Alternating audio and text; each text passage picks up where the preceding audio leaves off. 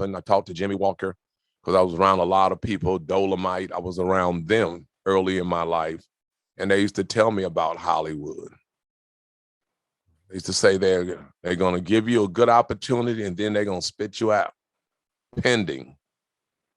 And most of them, all they could live off of is their dreams or the things that they've done in the past. Like Jimmy Walker, he used to always tell me about how they felt about him when he used to do the Dean Martin celebrity roast.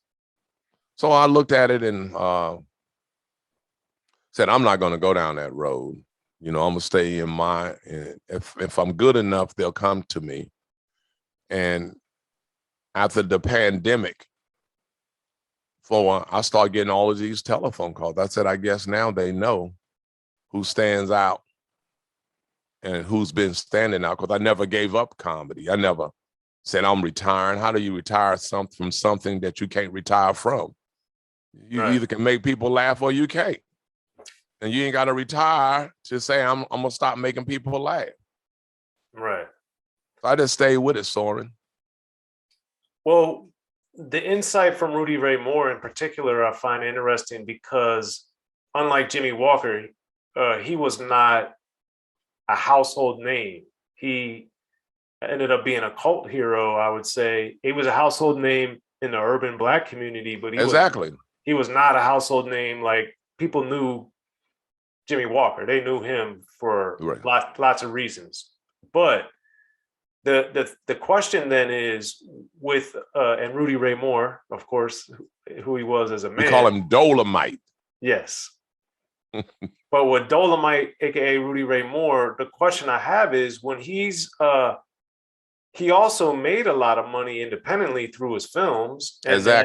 And had a big run with several of those. Again, not household pictures that made tens of millions of dollars, but what was it about what he was telling you, the cautionary side of it? Because so many people it's the idea of what Eddie Murphy became, what all these other people became. Right. What made that unappealing to you? Well, I never said that I ain't never want to be a movie star. Okay. I never moved to California. I was asked. I did a special with Whoopi Goldberg after she won her Academy Award. She did a special called Shea Whoopi on HBO. And she had met my manager at the Academy Awards. And at that time, he was the manager of Salt-N-Pepa also. So I guess they had a good conversation and she was telling him what she was going to do. And she had me fly out. I don't know if you're familiar with the famous Comedy Act Theater out in Crenshaw. This is where Jamie Foxx, a lot of them started, and Robin Harris, he was living at the time, and DL. And I went on stage and I did my thing. She said, okay, I'm putting you on the special. And I even had conversations with her was talking about maybe what Academy Award she should have won for what movie. You remember she did Ghost and she did Color Purple. And I think it was it Ghost or Color Purple she won the Academy? I thought it was Color Purple. Okay, well then I think Ghost, she thought that she should have won an Academy Award. Vice versa on whatever it was, you know, either one of those movies she thought that maybe she should have been nominated. And I remember we had went to, this is after she won the Academy Award. I had rode with her to the grocery store. And this is in Beverly Hills, and she was going to get something for her daughter. And I know people would come up and she would talk and talk. She would talk until they said, Whoopi, I gotta go, baby. And I really appreciated her just saying, hey, you gotta worry about talking me to death. I can talk you to death. And you learn a lot from people just by learning about humbleness. Instead of thinking, there's a lot of people gone, and sometimes I always wonder if they have taken another approach. It's better to me to be liked than people want or people not. Let me make a better example. I usually, when I'm in D.C., I normally kind of go out almost every night. If I ain't got nothing to do, I'll go out. And I have to sit there and listen to people tell me where they think I'm supposed to be. And I'm going, oh boy. So I try to make my point. Well, what's wrong with me being here with you? And they still don't understand that. Then somebody will come up to them and say, look, the other comedians won't come in here, but he comes in here and he hangs out with us. He can't get no realer than what Chris is doing. So right. where do you want him to go? They think the entertainer's supposed to either stay in the house or go somewhere else and be pissed off and be bored. Money is everything to some people, but you can't buy happiness. You can buy some good lobster and a big, nice house. But my friends that call me that had it all, we talk all the time, man. The most things that they say to me, I'm glad that you never changed. And when you hear a man say, multiple men always say, I love you, man, that means a lot. Well, I think it's important, though, that you understood what would make you happy and what would bring you peace, as opposed to chasing something for something that you didn't want.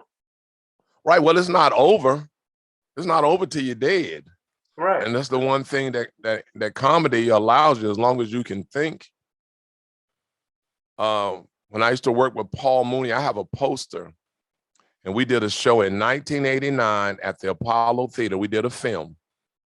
It was Robin Harris, Paul Mooney, Chris Rock, Charlie Barnett, and me. Under the bottom, it was Dougie Doug, Liz Claiborne. She played on Saturday Night Live. And I look at that poster every now and then just to remind me. 3 of those comedians are dead. Robin Harris, Charlie Barnett, and Paul Mooney. So it reminds me of the company that I was in and the company that I'm in now, young and old. And what did that teach you, or what did you learn about that? That life is what you make it. And while you're here, you got to make the best out of it. And you can be remembered for a whole lot of things, but you want to be remembered. I'm kind of the guy that want to make everybody happy. I believe if we lived in a world where everybody would speak to each other, that the world would be a much better place than using attitude to when something happened and then all of a sudden being appreciative of life. So I try my very, very best, no matter where I go, to just speak. And I believe that God, when he created everybody, he made us all different. He made us all different colors, just like he made the flowers, just like he made the fish. And we have to appreciate it because we all here together. The wind don't blow on me and not blow on you also. Right. Yeah. It's funny you say that because my daughter, she's 12 now, but her mom is Black. I'm white, obviously. But when I was first trying to explain to her racism, I'll never forget. And she just said, well, Daddy, that doesn't make any sense. I was like, exactly. Exactly, it doesn't. And she was 5 and she had already figured that out. So it's interesting to see now that she's 12, that evolution of her mind and starting to see things more and more. It's sad and interesting all at the same time.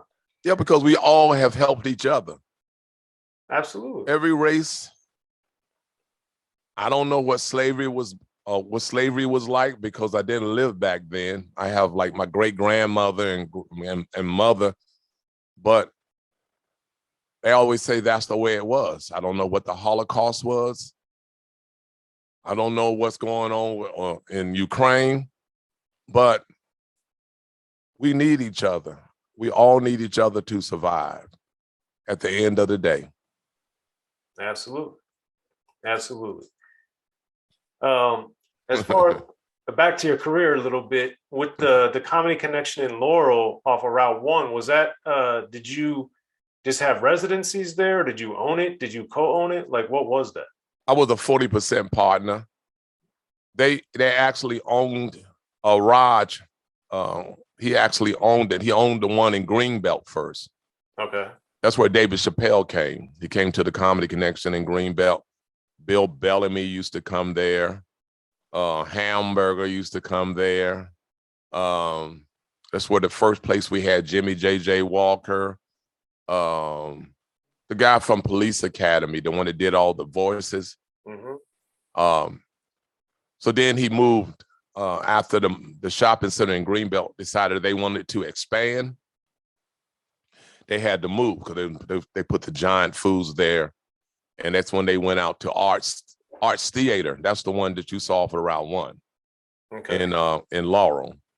So it was a very big place. If you've been there before, right? Yeah. So they hold like 400 to 500 people.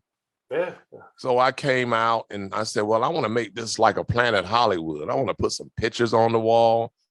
And I got celebrities like Chris Rock, all of those guys, Cedric, to sign them. And I was there until they sold it to another friend of mine and they changed it to Jokes on Us. But I had the longest sellouts. I used to have so many. And I had the permission to do all the Def Jam auditions. So I did all that Def Jam auditions. I did all the Comic View auditions. I did some of the Martin Lawrence, the First Amendment auditions.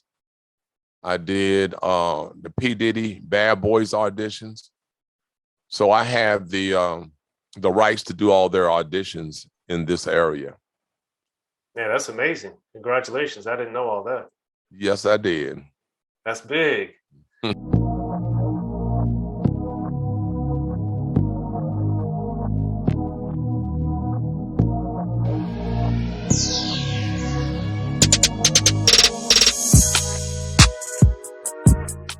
In the beginning, hip-hop was ruled by the East Coast. Then the West Coast rose to prominence, thanks to gangster rap. Straight out of Compton, crazy motherfucker named Ice Cube. Hip-hop changed the world.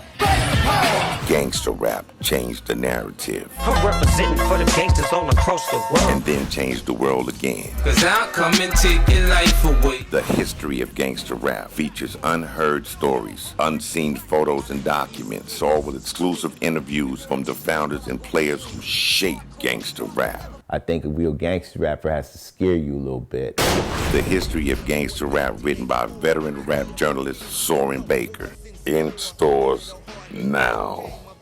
Yo, what up? This is DJ Quick. Be sure to pick up my homeboy Soren Baker's book, The History of Gangster Rap, if you really want to know what we do.